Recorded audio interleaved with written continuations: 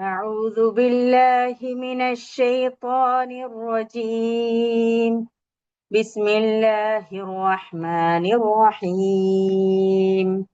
ليس البر أن تولوا وجوهكم قبل المشرق والمغرب ولكن البر من آمن بالله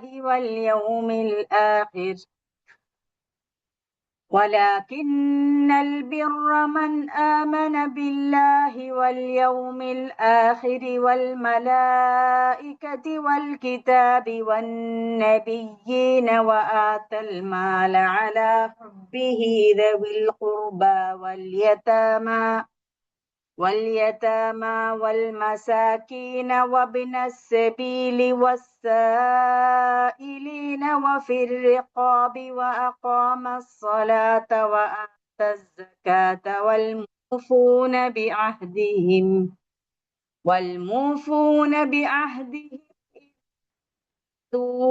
والصابرين في البأساء والضراء وحين البأس أولئك الذين صدقوا وأولئك هم المتقون. നിങ്ങൾ പടിഞ്ഞാട്ടോ കിഴക്കോട്ടോ മുഖം തിരിക്കുക എന്നതല്ല ധർമ്മം. പിന്നെയോ മനുഷ്യൻ അള്ളാഹുവിലും അന്ത്യനാളിലും മലക്കുകളിലും വേദത്തിലും പ്രവാചകന്മാരിലും ആത്മാർത്ഥമായി വിശ്വസിക്കുകയും അള്ളാഹുവിനോടുള്ള സ്നേഹത്തിന്റെ പേരിൽ തന്റെ പ്രിയപ്പെട്ട ധനം ബന്ധുക്കൾക്കും അനാഥർക്കും അഗതികൾക്കും യാത്രക്കാർക്കും സഹായമർത്ഥിക്കുന്നവർക്കും അടിമകളെ മോചിപ്പിക്കുന്നതിനും ചെലവഴിക്കുകയും നമസ്കാരം നിലനിർത്തുകയും സക്കാത്ത് നൽകുകയുമാകുന്നു ധർമ്മം. കരാർ ചെയ്താൽ അത് പാലിക്കുകയും പ്രതിസന്ധികളിലും വിപത്തുകളിലും സത്യാസത്യ സംഘടന വേളയിലും സഹനം അവലംബിക്കുകയും ചെയ്യുന്നവരല്ലോ ധർമ്മർ. അവരാകുന്നു സത്യവാന്മാർ, അവർ തന്നെയാകുന്നു ഭക്തരും.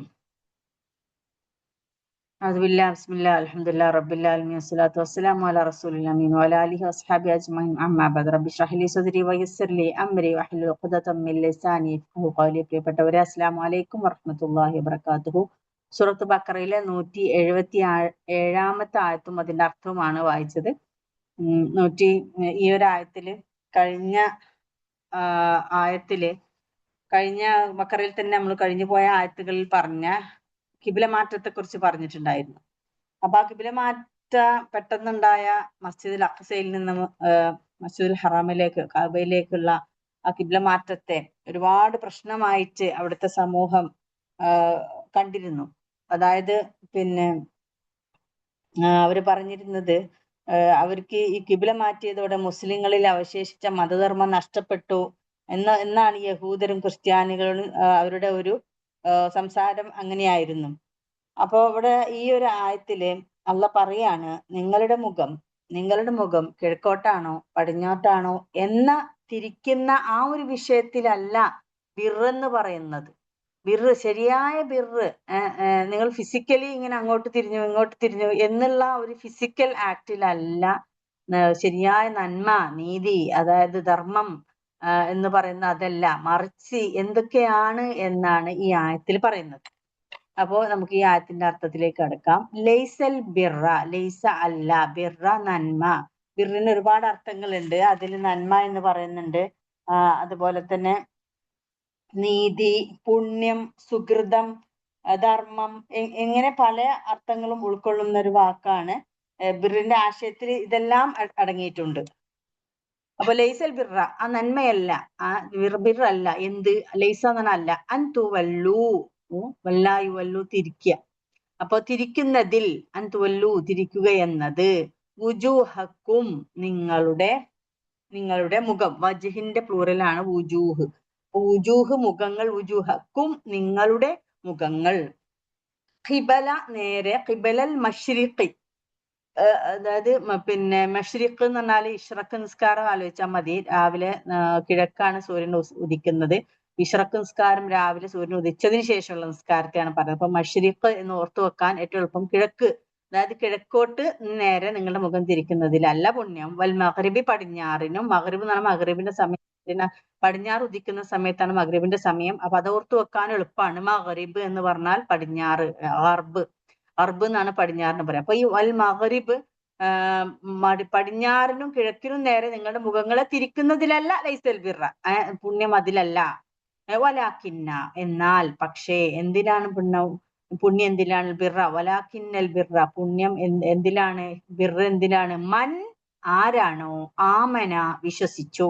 ആമന യുഅ്മിനു മുഅ്മിൻ അല്ലെ, മുഅ്മിൻ എന്നുള്ള വാക്ക് വരുന്നത് ആമന വിശ്വസിച്ചു, യുഅ്മിനു വിശ്വസിക്കുന്നു, മുഅ്മിൻ വിശ്വാസി.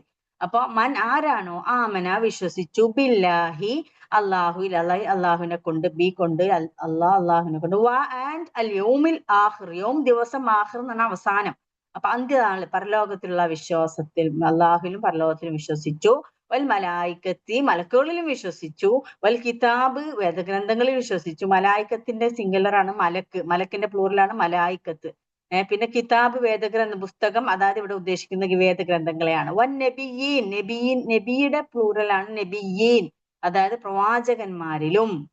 അപ്പോ പിന്നെന്താണ് വേണ്ടത്? അതായത് ഈ വിശ്വാസപരമായിട്ടുള്ള നമ്മളെ ഇസ്ലാം കാര്യം ഈമാൻ കാര്യമുണ്ട്. ഈമാൻ കാര്യത്തിലുള്ള 3-4 കാര്യങ്ങളാണ് ഇവിടെ പറഞ്ഞിരിക്കുന്നത്. നമ്മുടെ വിശ്വാസം ആദ്യമായിട്ട് നന്മ എന്ന് പറഞ്ഞു കഴിഞ്ഞാല് എന്തൊക്കെയാണെന്നുള്ള ആദ്യമായി പറയുന്നത് വിശ്വാസമാണ്. നിങ്ങളുടെ വിശ്വാസം ആദ്യം ഉറപ്പിച്ചതിന് ശേഷമാണ് കർമ്മത്തിലേക്ക് പോകുന്നത്. നിങ്ങൾ ആലോചിച്ച് നോക്കൂ, ഇവിടെ ആദ്യം പറയുന്നത് ആരാണോ അള്ളാഹുലും അന്ത്യദിനത്തിലും മലക്കുകളിലും കിതാബിലും നബിമാരിലും വിശ്വസിച്ചു, എന്നിട്ട് ആൻഡ് ആത്തൽ മാല, ആത്ത നൽകി, മാൽ ധനം, മാലിന്റെ പ്ലൂറലാണ് അംവാൽ. അപ്പോ ധനം നൽകി, അലാ ഹുബ്ബിഹി, അലാ ഓൺ ഹുബ് ഇഷ്ടം. ഇപ്പൊ ഹുബ്ബുർ റസൂൽ എന്നൊക്കെ പറയാറുണ്ട്, റസൂലിനോട് ഇഷ്ടത്തിന് ഹുബ്ബുർ റസൂൽ, ഹുബ് എന്ന് പറഞ്ഞാൽ ഇഷ്ടം, പ്രിയം. ഹുബി ഹി എന്ന് പറഞ്ഞാല് അതിനോടുള്ള ഇഷ്ടം. അത് ഈ ദമീറായ ആ ഹാനെ 2 തരത്തിൽ പറയുന്നുണ്ട്. ഒന്ന് അള്ളാഹിനോടുള്ള ഇഷ്ടം, അവൻ എന്നുള്ള ഇഷ്ടത്തിലും, അവൻ എന്നുള്ളതിലും, ആ ഹുബി ഹി അവന്റെ ഇഷ്ടത്തിൽ, അവനോടുള്ള അള്ളാഹിനോടുള്ള ഇഷ്ടം പ്രിയമുണ്ടായിരിക്കെ എന്നും പറയുന്നുണ്ട്. നേരെ മറിച്ച് മാലിനോടുള്ള ഇഷ്ടം, റുബിഹി അതിനോട് എന്നുള്ള, അത് എന്നുള്ള അർത്ഥത്തിലും ആ ദമീറായ ഹാഹിനെ ഉപയോഗിക്ക 2 തരത്തിൽ അതിന്റെ ആശയം പറയുന്നുണ്ട്. അപ്പോ ആത്തൽ മാല അലാ ഹുബ്ബിഹി, ഇവിടെ ഞാൻ ഇവിടെ കൂടുതൽ മുൻതൂക്കം നിൽക്കുന്നത് മാലിനോടുള്ള ഇഷ്ടം കൊണ്ട്, ധനത്തോടുള്ള ഇഷ്ടത്താൽ, ഇഷ്ടമുണ്ടായിരിക്കെ ദവിൽ ഖുർബ അത് ചെലവഴിക്കുന്നു, ആത്ത നൽകുന്നു, മാല ധനം, അലാ ഹുബ്ബിഹി അതിനെ ഇഷ്ടപ്പെട്ടുകൊണ്ട് തന്നെ, അതിന്മേൽ ഇഷ്ടമുണ്ടായിട്ട്. അതായത് നമുക്ക് പൈസ ഭയങ്കരമായിട്ട് പൈസ ആവശ്യവും ഇഷ്ടവും ഉണ്ടായിരിക്കുന്ന സമയത്ത് ആർക്ക് കൊടുക്കണം? ദവിൽ ഖുർബ അടുത്ത ബന്ധുക്കൾക്ക്.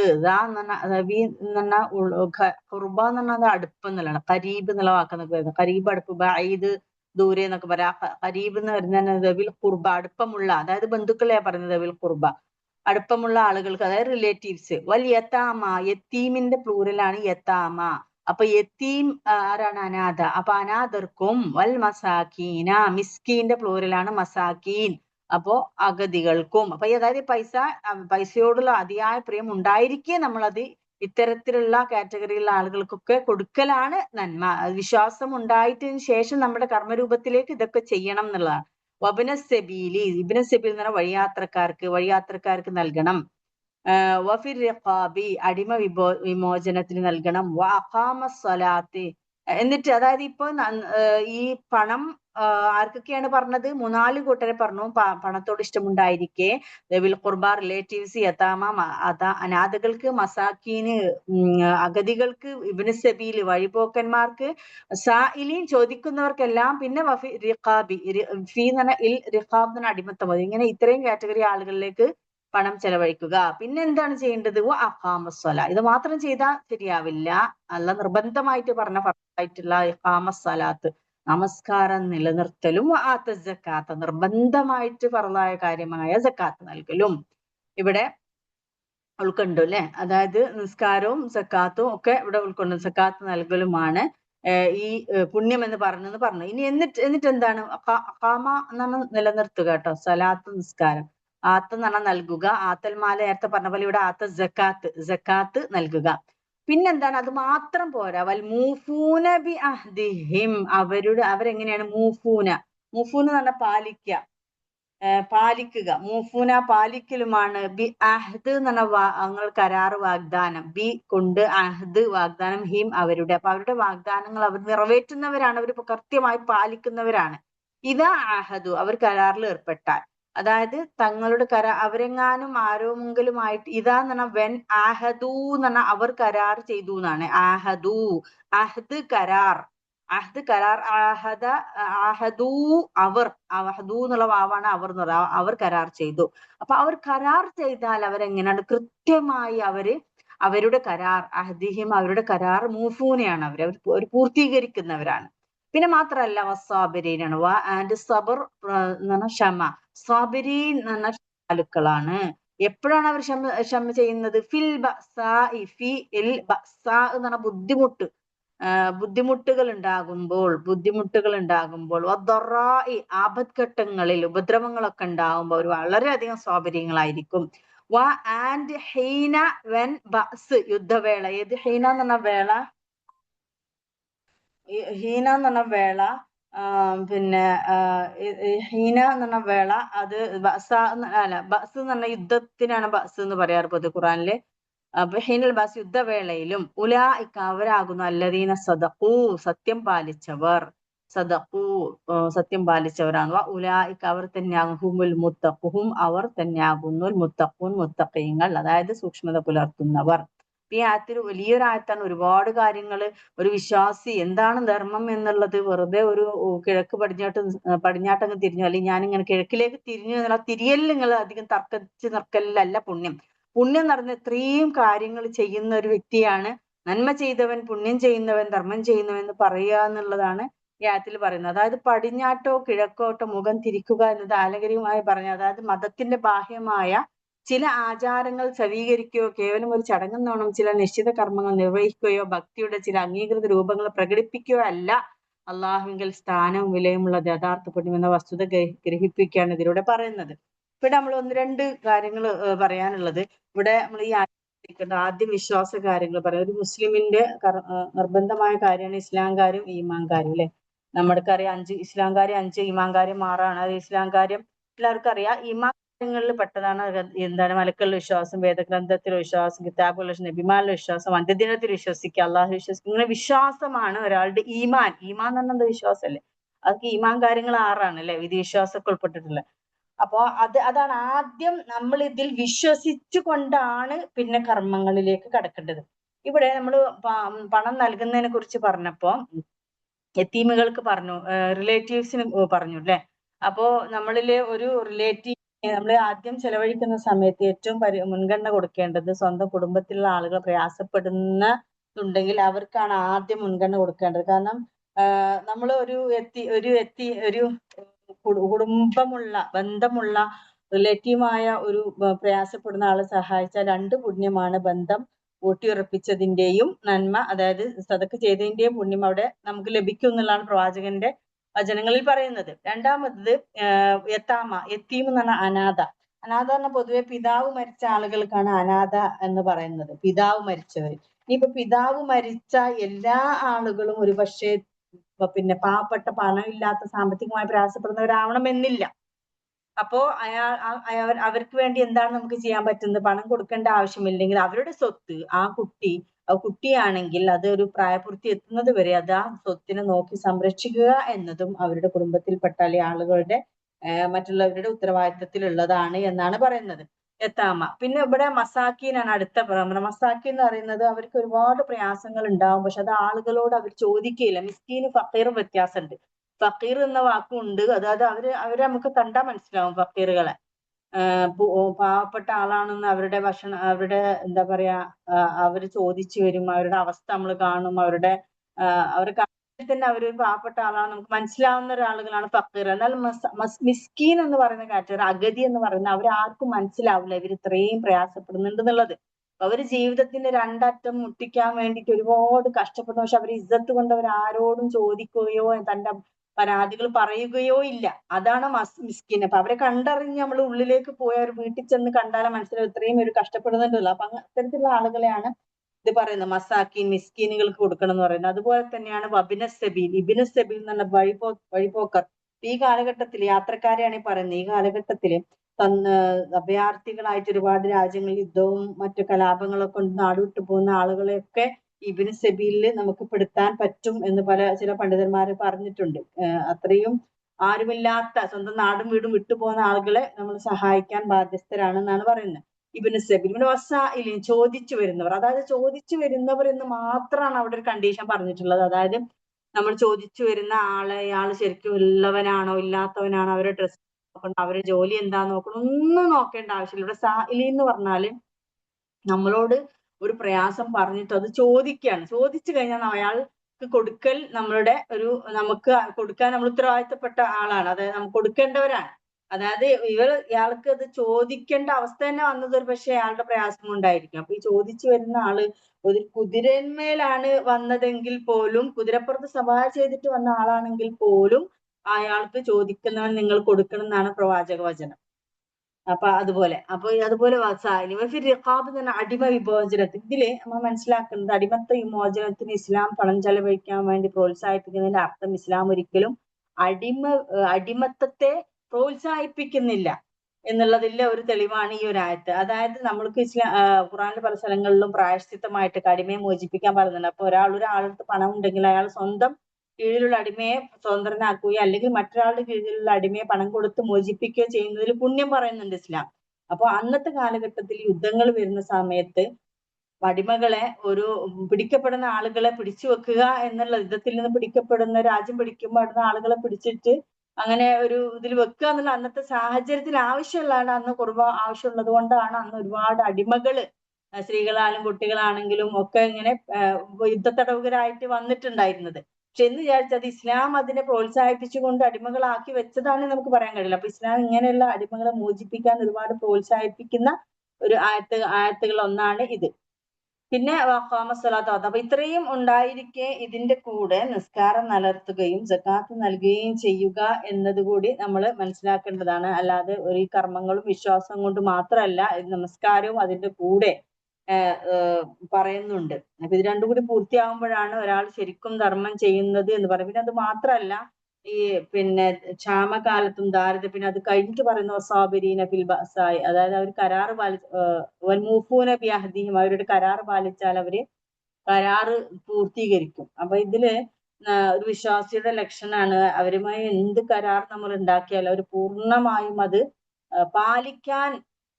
പാലിക്കും. അവര് പരമാവധി പാലിക്കും. അതായത് അവര് ഒരിക്കലും അത് ലംഘിക്കില്ല. അപ്പൊ ഇപ്പോഴത്തെ കാലഘട്ടത്തിലൊക്കെ നമ്മള് കരാറുകൾ മുസ്ലിങ്ങളും ഗസയിലൊക്കെ നടക്കുന്ന വിഷയങ്ങൾ നോക്കുമ്പോൾ ഒരുപാട് തവണ കരാറുകൾ ലംഘിക്കപ്പെടുന്നുണ്ട് അല്ലെ. ഇസ്രായേൽ ഒരുപാട് കരാറുകൾ ലംഘിച്ചിട്ടാണ് ഇങ്ങനെ ഒരുപാട് പ്രശ്നം, ഒരിക്കലും വിശ്വസിക്കാൻ പറ്റാത്തൊരവസ്ഥയിലേക്ക് ഇത് മാറിയിരിക്കുകയാണ്. കരാർ ലംഘനം പല തവണകളായി സംഭവിച്ച് ഘട്ടങ്ങളായി സംഭവിക്കുമ്പോൾ ഒരിക്കലും പിന്നെ ട്രസ്റ്റ് വരുന്നില്ല. അപ്പൊ പ്രവാചകന്റെ കാലത്ത് ഹുദൈബിയ സന്ധിയൊക്കെ ഉണ്ടായ സമയത്ത് പ്രവാചകൻ അത്രയും കഠിനമായ കണ്ടീഷൻസ് ആ സന്ധിയിൽ ഉണ്ടായിട്ടും ഒരു വിശ്വാസി മക്കയിൽ നിന്ന് പീഡനങ്ങൾ സഹിച്ച് വിശ്വാസിയായിട്ട് മദീനയിലേക്ക് വന്നാൽ അവർ തിരിച്ചയക്കണമെന്ന് അടങ്ങുന്ന അത്തരത്തിലുള്ള പ്രയാസപ്പെടുത്തുന്ന കണ്ടീഷൻ ഉണ്ടായിട്ടും പ്രവാചകൻ ആ സന്ധി കരാർ ചെയ്തത് കൊണ്ട് അത് പാലിക്കാൻ വേണ്ടി അങ്ങേയറ്റം അതില് സൂക്ഷ്മത പുലർത്തിയിരുന്നു എന്നുള്ളതാണ് നമ്മൾ ശ്രദ്ധിക്കേണ്ട ഒരു വിഷയം. കരാർ പാലിക്കുന്ന ഒരു വിശ്വാസിയുടെ ലക്ഷണമാണ്.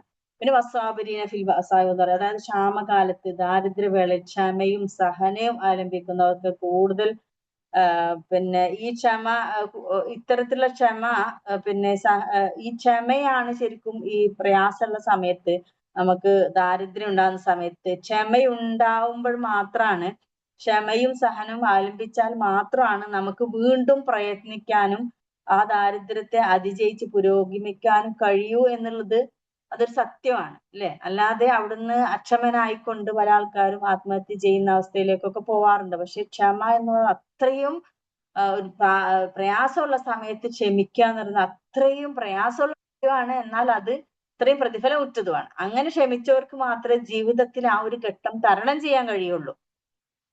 അപ്പൊ ഈ എന്ത് യുദ്ധവേള, യുദ്ധവേളകള് ആപത്ഘട്ടങ്ങൾ ഒരുപാട്, ജീവിതം എന്ന് പറയുമ്പോൾ അത്ര എളുപ്പമുള്ളതല്ല. പല പല ബുദ്ധിമുട്ടുകൾ, ജോലിയില്ലായ്മ, ബിസിനസ്സിൽ നഷ്ടങ്ങള്, കുടുംബത്തിൽ നിന്നുള്ള പ്രയാസങ്ങള്, കുടുംബം നമ്മൾ തള്ളിപ്പറയുന്ന അവസ്ഥകൾ, അങ്ങനെ ഒരുപാട് അവസ്ഥകൾ വരുമ്പോൾ അതിലൊക്കെ ക്ഷമയോടുകൂടി നിലനിൽക്കുക എന്നുള്ളത് വിശ്വാസിയുടെ ധർമ്മം ചെയ്യുന്ന ആളുകളുടെ ഒരു ലക്ഷണമാണ്. ബിർറ് പാലിക്കുന്ന ആളുകളുടെ ലക്ഷണമാണെന്ന് പറയുന്നത്. അതുപോലെ തന്നെയാണ് രോഗങ്ങൾ വരുന്ന സമയത്ത് നമ്മൾ ക്ഷമയോടുകൂടി അത് മാത്രമാണ് നമുക്ക് ആ രോഗശമനം അത് കിട്ടുള്ളൂ. അല്ലാതെ രോഗം വരുമ്പോ അത് അക്ഷമനായിക്കൊണ്ട് എന്തെങ്കിലുമൊക്കെ ചെയ്യാൻ അത് വിശ്വാസിക്ക് ചേർന്നതല്ല. അപ്പൊ ഈ അവസ്ഥയിലും അപ്പൊ ഇതില് മനസ്സിലാക്കേണ്ടത് സത്യവിശ്വാസികൾ അവസാനമായി പറയുന്ന കരാറ് പാലിക്കുന്നതിന്റെ ഇമ്പോർട്ടൻസ് പറയുന്നുണ്ട്. അത് എല്ലാ നന്മകളും പോലെ തന്നെ ഇപ്പോ പല ആളുകളും നിസ്കരിക്കുന്നവരായിരിക്കും, സക്കാത്ത് നൽകുന്നവരായിരിക്കും, പണം നൽകുന്നവരായിരിക്കും. പക്ഷെ കരാറിന്റെ കേസ് വരുമ്പോ അവര് ഭയങ്കരമായിട്ട് പാലിച്ച് വിശ്വസിക്കാൻ പറ്റാത്ത അവസ്ഥയിൽ ചെയ്യാറുണ്ട്. സാമ്പത്തികമായിട്ടുള്ള വിഷയങ്ങളൊക്കെ വരുമ്പോഴും മറ്റും അതുപോലെ തന്നെയാണ് പ്രയാസ പരീക്ഷണം ഘട്ടങ്ങൾ വരുമ്പോൾ വെപ്രാളപ്പെട്ട് അക്ഷമരായി ദീനുൽ ഇസ്ലാം എന്നും അള്ളാന്റെ പരിധികൾക്ക് പുറത്തു പോകുന്ന ഒരുപാട് അവസ്ഥകളും വിശ്വാസി എന്ന് വാദിക്കുന്ന ആളുകളിൽ ഉണ്ടാവാറുണ്ട്. അത്തരത്തില് ഉള്ളതല്ല നന്മ എന്നാണ് പറയുന്നത്. ഇതെല്ലാം പൂർത്തിയാക്കി ഇത് എളുപ്പമല്ല. ഈ ഗുണങ്ങളെല്ലാം പൂർത്തിയാക്കുക എന്ന് പറയുന്നത് പ്രയാസമുള്ള കാര്യമാണ്. അപ്പൊ അതിലാണ് നന്മ എന്നാണ് ഈ ഒരു ആയത്ത് നമ്മളോട് പറയുന്നത്. അപ്പൊ അത്തരത്തിലുള്ള നല്ല വിശ്വാസികളുടെ കൂട്ടത്തിൽ അള്ളാഹു നമ്മെ ഏവരെയും ഉൾപ്പെടുത്തുമാറാകട്ടെ. അപ്പൊ ഈ ഒരു വിശ്വാസങ്ങളും വീക്ഷണങ്ങളും കർമ്മങ്ങളും, അതായത് ഇവിടെ 3 കാര്യം പറയുന്നുണ്ട് അല്ലെ. വിശ്വാസം പരമായിട്ടുള്ള വിഷയം പറയുന്നുണ്ട്, വീക്ഷണം അല്ലെ, കരാറ് പാലിച്ചാൽ അല്ല കരാറ് ചെയ്ത പാലിക്കുക, അങ്ങനെയുള്ള അത്തരത്തിലുള്ള വീക്ഷണങ്ങളൊക്കെ, പിന്നെ കർമ്മപരമായിട്ടുള്ള കാര്യങ്ങളൊക്കെ പറയുന്നുണ്ട്. ഈ തരത്തിലുള്ള സ്വഭാവചര്യകളാണ് ബിർറ് അഥവാ നന്മ എന്നാണ് ഈ ആയത്ത് പറയുന്നത്. അവരാണ് ഈ ധർമ്മങ്ങൾ ആചരിച്ചവരാണ് തങ്ങൾ വിശ്വാസികളാണെന്നും ധർമ്മനിഷ്ഠരാണെന്നും ഉള്ള അവകാശവാദത്തെ സാക്ഷാത്കരിച്ചവർ. ദൈവഭക്തരും ജീവിതത്തെ സൂക്ഷ്മതയോടെ സമീപിക്കുന്ന സത്തുക്കളും അവർ തന്നെയാണ്. അത് ഉലൈകഹുമുൽ മുത്തഖൂൻ എന്ന് പറഞ്ഞില്ലേ, അവരാണ് നന്മ ചെയ്തവർ, അവരാണ് സത്യം പാലിച്ചവർ. രണ്ട് വാക്കാണ്. ഉലൈകല്ലദീന സദഖൂ, അവരാണ് സത്യം പറഞ്ഞവർ, സത്യം പാലിച്ചവർ. മുത്തഖൂൻ, അവർ തന്നെയാണ് മുത്തഖികൾ, സൂക്ഷ്മത പുലർത്തുന്നവർ എന്നാണ് പറഞ്ഞത്. അത്തരത്തിലുള്ള നല്ല മുത്തഖിൽ അല്ലാഹു നമ്മളേവരെയും ഉൾപ്പെടുത്തുമാറാകട്ടെ. സുബ്ഹാനക്കല്ലാഹുമ്മ ബിഹംദിക അഷ്ഹദു അൻ ലാ ഇലാഹ ഇല്ലാ അൻത അസ്തഗ്ഫിറുക വഅതൂബു ഇലൈക്. സുബ്ഹാന റബ്ബിക റബ്ബിൽ ഇസ്സത്തി അമ്മാ യസിഫൂൻ വസ്സലാമുൻ അലൽ മുർസലീൻ അൽഹംദുലില്ലാഹി റബ്ബിൽ ആലമീൻ. ബിസ്മില്ലാഹിർ റഹ്മാനിർ റഹീം. വൽ അസ്ർ ഇന്നൽ ഇൻസാന ലഫീ ഖുസ്ർ ഇല്ലല്ലദീന ആമനു വഅമിലുസ് സ്വാലിഹാത്തി വതവാസൗ ബിൽ ഹഖ് വതവാസൗ ബിസ്സബ്ർ. ആമീൻ.